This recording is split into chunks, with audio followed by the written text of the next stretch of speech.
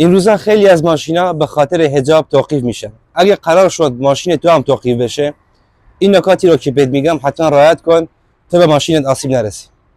اول اینکه بگو ماشین رو خودم میبرم پارکینگ. اگه گفت ماشین باید بمونه، بگو باشه، درای ماشین رو ببند و سویچ رو تحویل نده. اگه ازت مدارک ماشین خواست، مدارک هم تحویل نده. چرا؟